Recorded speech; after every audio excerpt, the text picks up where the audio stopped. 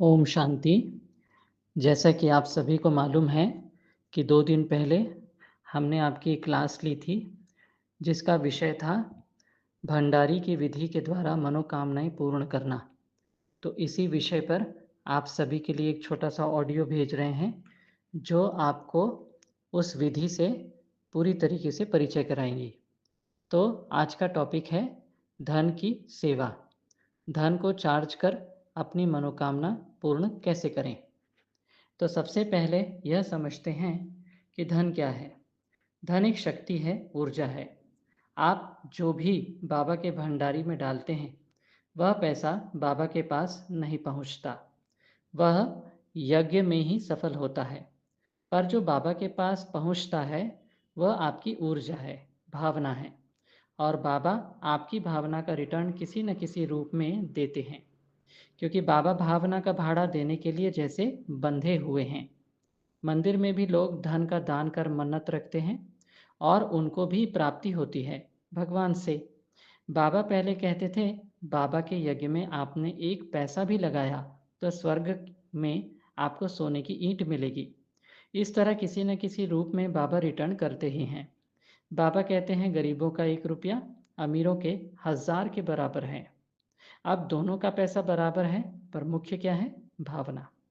जितनी आपकी भावना ऊंची होगी, उसका रिटर्न भी उतना ही 100 गुना, 1000 गुना, पदम गुणा मिलता है। अब अगला टॉपिक आता है, अब धन को पॉजिटिव भावना से चार्ज कैसे करें? तो इसका उत्तर है, जो आत्माएं बाबा के भंडारे में धन से सेवा करना चाहते हैं, वे उस धन को हाथ में रखें और बाबा को याद कर पॉजिटिव भावना मन में रिपीट करें जो आप चाहते हैं। तो इसका हम एग्जाम्पल दे रहे हैं आप सभी को।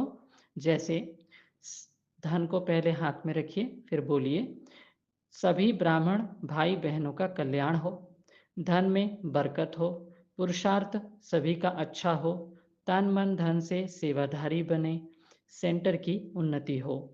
ये एक उदाहरण था। अब आप अपने परिवार के लिए भी ऐसी ऊंची भावना डालें, जैसे बाबा, यह परिवार आपका है और आपके बच्चे हैं, वह सब सुख शांति से रहें, घर का वातावरण पॉजिटिव हो, सभी स्वस्थ रहें, प्रेम से भरपूर रहें, पढ़ाई में उन्नति हो, हर कार्य में सफलता हो। इस तरह जो भी आप चाहते हैं वो पॉजिटिव भावना रखें और बाबा के भंडारी में डाल दें। इसके साथ साथ अब हम एक और विषय आप सबके सामने रख रहे हैं, वो ये कि जब हम बहनजियों को पैसा देते हैं तो उसे किस तरीके से देना है। तो यदि धन की सेवा निमित्त बहन के हाथों में देते हैं, तो पहले उस धन को हाथ में रखें और जो आप चाहते हैं उस भावना के साथ चार्ज करें और बाबा को अर्पण कर दें। बाबा, ये धन आपका है, आप स्वीकार करो, और निमित्त बहन के हाथों में लिफाफे में बंद करके उन्हें दे दें। याद रखें, आपने पहले बाबा को आगे रखा है, प्राथमिकता बाबा को दी है, तो इससे आपका विशेष भाग्य बनेगा।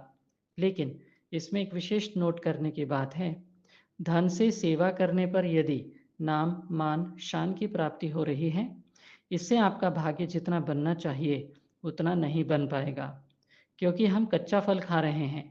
यदि भंडारे में डालते हैं तो हमारा भाग्य फुल जमा होता है। इसलिए बाबा कहते हैं, गुप्त दान महादान। ओम शांति।